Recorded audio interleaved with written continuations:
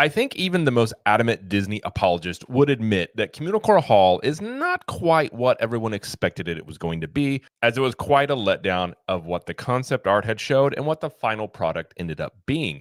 So when myself and many others criticized this, and a lot of people said, well, you're criticizing the building right now, but during a festival, it's going to look great. It's going to come to life. It's going to be completely different. And now that Food and Wine Festival has started at Epcot, we can see what this building looks like during a festival. And really, it's not much better. So we're going to take a look at this and we're going to talk about it. So hi, I'm Jared with Capture the Magic. We have an article here from Blog Mickey where they outline what it looks like now. But before we dig into that, as a refresher with Communicore Hall, here's what was promised. So you had, this was the inside of it. This was what it's supposed to look like on the inside, very festive. Like this was supposed to be what it'd be like for a festival. All sorts of cool things going on in here. You got a Figment statue, you got all sorts of stuff on the walls and the ceiling. Like, okay, that looks really cool. Then that's initially what it was supposed to look like. This was the initial concept art. It was going to be this whole terrace thing. It was just going to be this whole, you could go up top and watch fireworks. There was like a garden up there with trees, like it, very imaginative. I mean, it almost looks like a spaceship landed. Very Epcot in the way of thinking about the future and pushing boundaries, all those things that you think about with Epcot. And what the outside ended up looking like was like this, which is a pretty basic square building. And, it's got some Epcot-like things up there, but, not quite what this was. So when it came to the interior of it, this is what it ended up looking like on the inside, which again, looked just like my community college dining hall. That's basically what it is. Yes, it has AC, but it's just a rectangular building with chairs and places to sit, basically. Well, now that we have a festival going on, we can take a look at what this looks like. It looks like this. And even with the festival going on, this is supposed to be at its peak because it's a festival building. And it's just saying it lacks creativity and imagination is rather an understatement. They rolled in some merchandise, took away a lot of the seating. So you can see here, this is where the seating was. And now it's a lot less seating, merchandise you can buy. They've also opened up, I believe, a food booth in here, so you can get some food in here. But in terms of what this was supposed to be versus what it is, it's basically what I think most people thought it was going to be, which was nothing like the concept art. So again, concept art, it was showing this colorful thing. You're going to have all sorts of things going on the walls and it's going to look amazing. And again, it's just basically the same building with, that in there. And even Blog Mickey over on Twitter even said, just you wait until you use it for a festival. That's when it'll really shine. And then Communicore Hall has been utilized for a festival with the start of the 2024 Epcot Food and Wine Festival today. And, it's not quite, I think, what people had imagined it was going to be. But I think when you look at what was promised, the money that was spent, and just all the things that everyone was expecting, and then the final product, I think underwhelming is a great way to put it. I would say unimaginative is another way to put it. And I don't really know where to place blame on this. I'm not necessarily even going and blaming Imagineering for this, because this strikes me as budget cuts, leadership not wanting to spend the money for it. Because I have a hard time believing the same people that came up with this and this interior are directly responsible for this being the final product.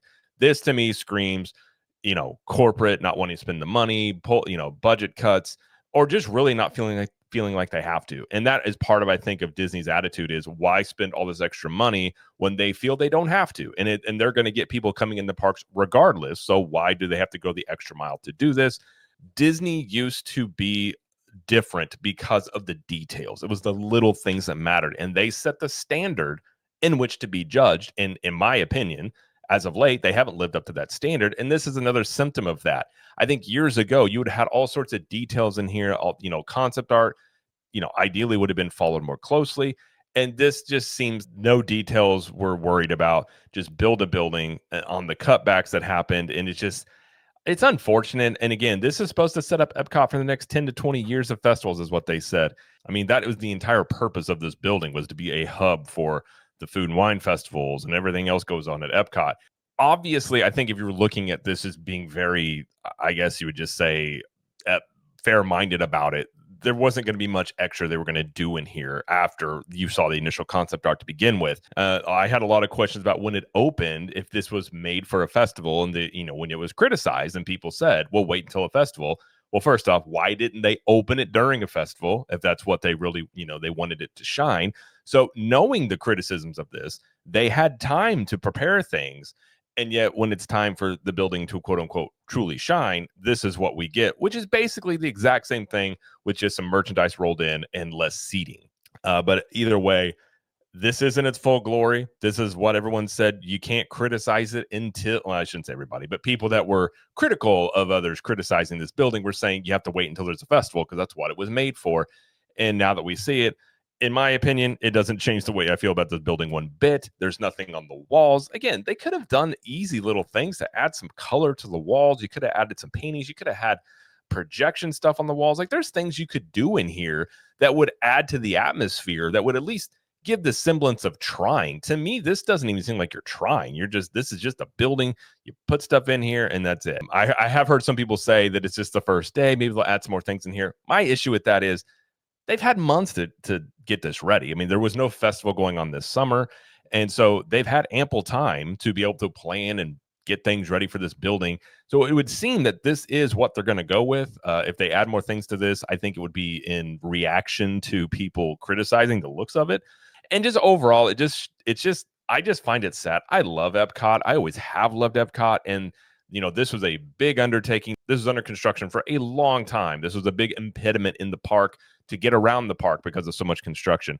And ultimately, at the end of this, what we come away with is just a subpar area. So again, I don't know if it's budget cuts. I don't know if it's Imagineering. It's probably a combo of things. But I do think overall, it's leadership.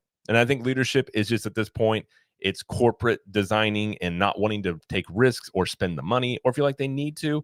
And this is the end product of that. And ultimately, I think the best way to sum this up is this over here on Twitter. It says reply by mail. It says breaking. Disney adds a sixth key to their keys to customer service. Good enough.